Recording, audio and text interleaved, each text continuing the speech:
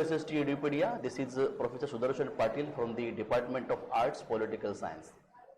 Today's topic is power and authority. ज्याला मराठीमध्ये आपण म्हणू शकतो की सत्ता आणि आधिसत्ता. हे टॉपिक फक्त आणि फक्त पॉलिटिकल सायन्स साठी किंवा एक्झामच्या दृष्टिकोनातून महत्त्वाचे नाहीयेत. तर फर्दर स्टडीज आहे, लाईक MPSC आहे, UPSC आहे, बँकिंगच्या एक्झाम्स आहेत, स्टाफ सिलेक्शनच्या एक्झाम्स आहेत.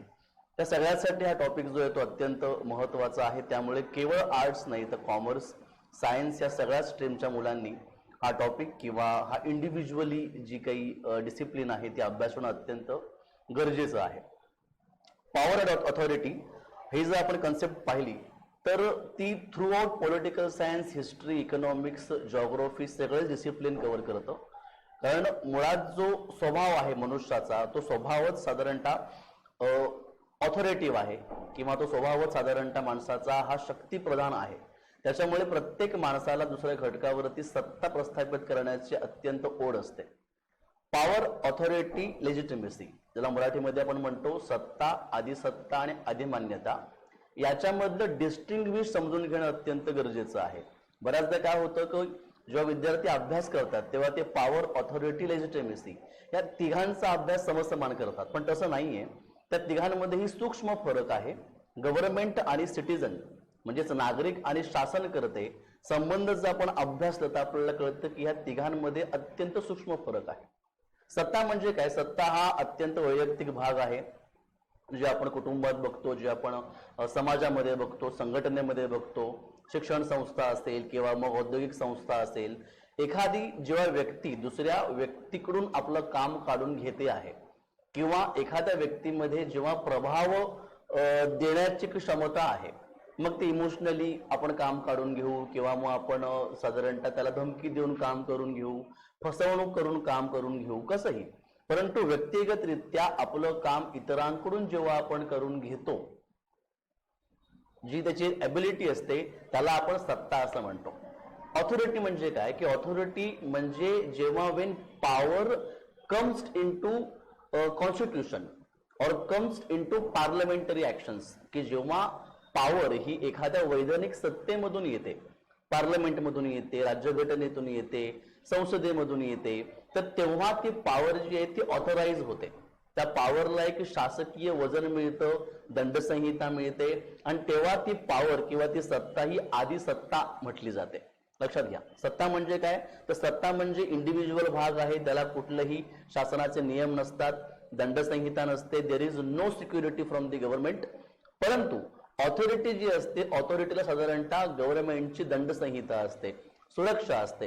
कारण की पॉवर ही डिराईव्ह कोण करतं? तर राज्यघटना करते, सर्वोच्च न्यायालय करते. त्यामुळे पॉवर आणि ऑथॉरिटीमध्ये हा फरक आहे. लेजिटिमसी म्हणजे काय? ज्याला आपण मराठीमध्ये अधिमान्यता असं म्हणतो, की जेव्हा तुमची पॉवर जेव्हा एक्सेप्ट केली जाते from the citizen of India किंवा from the ruling party of the India, तेव्हा साधारणतः तुमची पॉवर किंवा ऑथॉरिटी ही लेजिटिमेट होते, तिला अधिमान्यता साधारणतः स्वरूप मिळत असतं. म्हणजेच काय?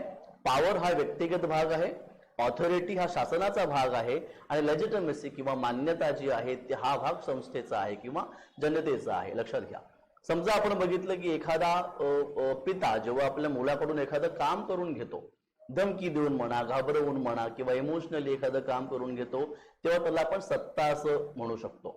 आधिसत्ता केव्हा? की जेव्हा समजा एखादा IPS ऑफिसर आहे किंवा एखादा MLA आहे, MP आहे, मराठीत आपण ज्याला खासदार किंवा आमदार म्हणतो, जे ह्यांचे पॉवर्स असतात त्यांना आपण म्हणतो ऑथॉरिटी.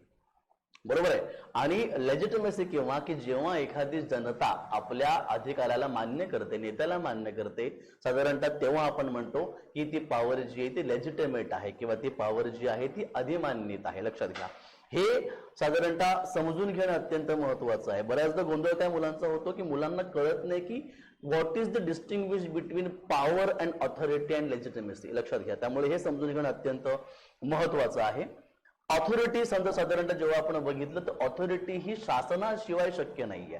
लक्षात घ्या की ज्या राष्ट्रामध्ये पार्लमेंट आहे, ज्या राष्ट्रामध्ये साधारणतः लोकशाही आहे, निवडणुका जिकडे आहेत, जिकडे नेत्यांना निवडण्यासाठी योग्य अशी एक सिस्टीम आहे, योग्य अशी पद्धत आहे, आणि तिकडे शासनाने ठरवलेलं आहे की क्लास 1 ऑफिसर हे आहेत, सेकंड क्लासमध्ये ही ऑफिसर्स राहतील, आणि जेव्हा त्यांच्या अधिकारांना शासन जेव्हा संरक्षित करतं, दंड संहिता देते साधारणतः, तेव्हा साधारणतः ती ऑथॉरिटी जी आहे ती कार्य करत असते. त्यामुळे ऑथॉरिटी हा जो पार्ट आहे हा लोकशाही शासन संस्थेचा किंवा पार्लमेंटरी शासनाचा साधारणतः भाग आहे.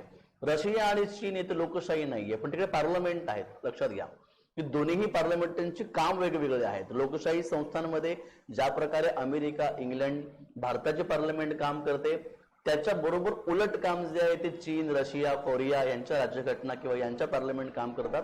परंतु पार्लमेंट जिकडे आहे तिकडे अधिकारी आहेत. लक्षात घ्या. त्याच्यामुळे पार्लमेंट शिवाय ऑथॉरिटी ही शक्य नाहीये. त्यामुळे पार्लमेंट जे आहे ते खूप महत्वाचं साधन आहे साधारणतः ऑथॉरिटीसाठी. एक्झाम्पल बघा आपण दिलेलं आहे की समजा एखादी कंपनी आहे, त्या कंपनीमध्ये जो एखादा बॉस आहे आणि तो बॉस जो एखादा रूल्स बनवतो आहे किंवा एखादा कायदा पारित करतोय, तर तो कायदा कर्मचाऱ्यांना पास करणं किंवा मान्य करणं अत्यंत गरजेचं आहे. जर त्याने मान्य केला नाही तर त्या स्वरूपात दंड देण्याचा अधिकार हा त्या कंपनी मालकाला असतो किंवा त्या अधिकाऱ्याला असतो. त्याच्यामुळे साधारणतः त्याच्या पॉवरला आपण ऑथॉरिटी म्हणू शकतो, कारण ती लीगल पॉवर आहे. It's come into constitution or organisational behaviour. पुढे आपण जर बघितलं तर साधारणतः 3 टाईप आहेत अधिसत्तेचे, ऑथॉरिटीचे. सगळ्यात पहिला म्हणजे साधारणतः कॅरिझमॅटिक ऑथॉरिटी, ज्याला आपण मराठीमध्ये चमत्कारिक अधिसत्ता असं म्हणतो किंवा दिव्यवलयी अधिसत्ता असं म्हणतो. सेकंड साधारणतः आहे ती म्हणजे पारंपरिक अधिसत्ता, ज्याला आपण ट्रॅडिशनल ऑथॉरिटी म्हणतो. आणि तिसरं जी साधारणतः आहे ते आहे लीगल ऑथॉरिटी, ज्याला मराठीमध्ये आपण कायदेशीर किंवा वैधानिक अधिसत्ता म्हणतो.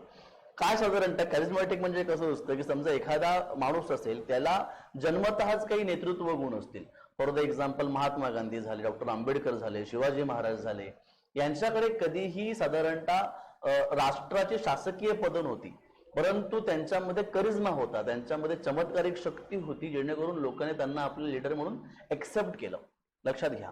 तर त्याला साधारणतः आपण कॅरिझमॅटिक ऑथॉरिटी या पार्टमध्ये किंवा घटकामध्ये टाकू शकतो. सेकंड जो आहे तो ट्रॅडिशनल ऑथॉरिटी. कधी कधी आपण बघतो गावामध्ये जमीनदार असतात, सावकार असतात किंवा पाटील ही पद्धत गावाला आपण बघतो, तेव्हा वडिलांनी केलेली जी काही सत्ता असते किंवा वडिलांनी जे काही केलेले भोगलेले जे अधिकार असतात ते मुलाला आपोआप मिळत असतात. लक्षात घ्या. पारंपरिकरित्या आपल्याला काही हक्क मिळत असं अधिकार मिळत असतात. त्याच्यामुळे पारंपरिक अधिसत्ता साधारणतः हा पण एक महत्वाचा टॉपिक आपण यामध्ये बघू शकतो. आणि तिसरं जे आता कंटेम्पररी गव्हर्नमेंटमध्ये आपण बघतो, इट्स लीगल ऑथॉरिटी, की जी ऑथॉरिटी किंवा जे शासन किंवा जे अधिकार तुम्हाला फ्रॉम दी गव्हर्नमेंट मिळाले आहेत, फ्रॉम दी राज्यघटना मिळालेली आहेत किंवा एखाद्या पर्टिक्युलर संघटनेतून तुम्हाला मिळालेली आहेत. जे अधिकार प्रोफेसर्सचे आहेत, जे अधिकार प्राचार्यांचे, प्रिन्सिपलांचे आहेत, बँकेच्या जो मॅनेजर आहे त्याला जे अधिकार मिळालेले आहेत, एखादा सैनिकांचा सुपरिटेंडंट असेल त्याला जे अधिकार मिळालेले आहेत, बरोबर, तर ते त्यांना अधिकार बाय दी गव्हर्नमेंट मिळालेले आहेत. त्याच्यामुळे लीगल ऑथॉरिटी म्हणजे काय की जेव्हा तुम्हाला अधिसत्ता किंवा तुम्हाला पॉवर जेव्हा गव्हर्नमेंट थ्रू मिळत असते. त्यामुळे हे 3 प्रकार अभ्यासणं अत्यंत महत्वाचं आहे. सगळ्यात पहिले होतं कॅरिझमॅटिक, ज्याला मराठीमध्ये आपण म्हणतो की चमत्कारिक अधिसत्ता. सेकंड आपण बघितले ट्रॅडिशनल ऑथॉरिटी, ज्याला मराठीमध्ये आपण म्हटले पारंपरिक अधिसत्ता. आणि तिसरं आपण म्हटलेलं आहे लीगल ऑथॉरिटी, म्हणजेच वैधानिक किंवा कायदेशीर अधिसत्ता. लक्षात घ्या. पुढे आपण बघितलं फीचर साधारणतः काय काय आहेत. तर सगळ्यात पहिले बघा की authorities derived from formal position within the organisational hierarchy. म्हणजेच काय की अधिसत्ता साधारणतः जी आहे ती संघटनात्मक मिळालेली गोष्ट आहे, एखाद्या पदाने ती मिळालेली गोष्ट आहे. जेव्हा मी एखादा अभ्यास करून किंवा एखादी एक्झाम पास करून जेव्हा मी प्रोफेसर बनतो, प्रिन्सिपल बनतो, सैनिक बनतो, बँकेचा ऑफिसर बनतो किंवा एखाद्या संघटनेच्या उच्च पदावरती जातो, तेव्हा ते पद मला काही अधिकार देत असतं, तेव्हाच साधारणतः माझ्या सत्तेला मी अधिसत्ता असं म्हणू शकतो. लक्षात घ्या. कुठलाही इंडिव्हिज्युअल कुठल्याही संघटनेशिवाय कुठल्याही राष्ट्राशिवाय कधीही अधिसत्ता मिळवू शकत नाही. तो पॉवर मिळवू शकतो, बरोबर, ती कुठेही मिळते, पण अधिसत्ता साधारणतः तो मिळवू शकत नाही. सेकंड म्हणजे काय आहे की decision within their defined areas of responsibility. आधी साधारणतः जी असते ती पर्टिक्युलर त्या एरियापुरती काम करत असते. फॉर द एक्झाम्पल प्रोफेसर आहे, तर प्रोफेसरचा जो एरिया आहे तो कॉलेज आहे, महाविद्यालय आहे, त्याचा वर्ग आहे. प्रोफेसर हा कॉलेजच्या बाहेर जाऊन ती ऑथॉरिटी वापरू शकत नाही. समजा बँकेचा मॅनेजर आहे, तर तो त्याचा अधिकार क्षेत्र ही बँक आहे, बँकेच्या बाहेर जाऊन तो त्याचे अधिकार वापरू शकत नाही. कळलं? पॉवरला असं काही लिमिट नसते, पण ऑथॉरिटी हॅज अ लिमिट, कारण ती गव्हर्नमेंट थ्रू त्या एरियासाठी मिळालेली अधिसत्ता आहे. बरोबर? त्याच्यामुळे ऑथॉरिटीला एक एरिया, साधारणतः एक संघटना ही महत्वाची असते आणि ती त्याचं फार महत्वाचं वैशिष्ट्य असतं. तिसरं आपण इथे बघतोय की ऑथॉरिटीला साधारणतः एक फ्रेमवर्क असतं किंवा त्याला एक स्ट्रक्चर असतं, विशिष्ट त्याला पात्रता लागते, क्वालिफिकेशन लागतं, त्याला विशिष्ट शिक्षण लागतं, ट्रेनिंग लागतं आणि त्याच माणसांना आपण ती ऑथॉरिटी किंवा ती अधिसत्ता आपण देऊ शकतो. जन्मतः जे आपल्याला गुण मिळालेले आहेत, कोण जन्मतःच दिव्य असतो, जन्मतःच डिसिजन मेकिंग असतं, लिडरशिप असतं, तर ते साधारणतः अधिसत्तेमध्ये चालत नाही. आणि शेवटचं आपण वैशिष्ट्य बघूया, ते म्हणजे एक स्पेसिफिक स्कोप साधारणतः अधिसत्तेला असतो. अधिसत्ता ही त्या पर्टिक्युलर माणसाला पर्टिक्युलर एरियामध्येच वापरता येते.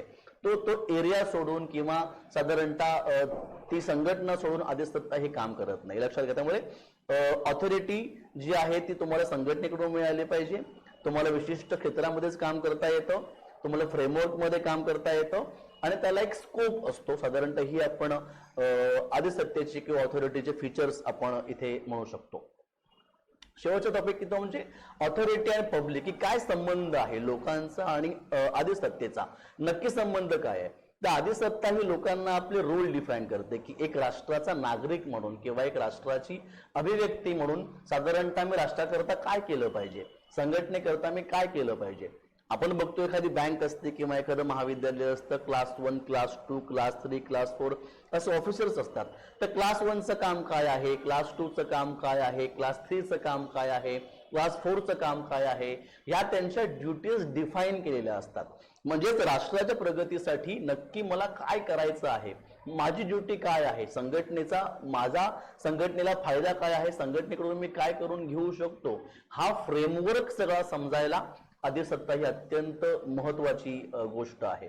मी पुन्हा एकदा सांगेन की ही संकल्पना जी आहे, सत्ता म्हणा, अधिसत्ता म्हणा किंवा अधिमान्यता म्हणा, या सगळ्या संकल्पना किंवा कॉन्सेप्ट फक्त अभ्यासापुरती किंवा फक्त पॉलिटिकल सायन्सच्या एका पर्टिक्युलर सब्जेक्ट पुरती मर्यादित नाहीयेत.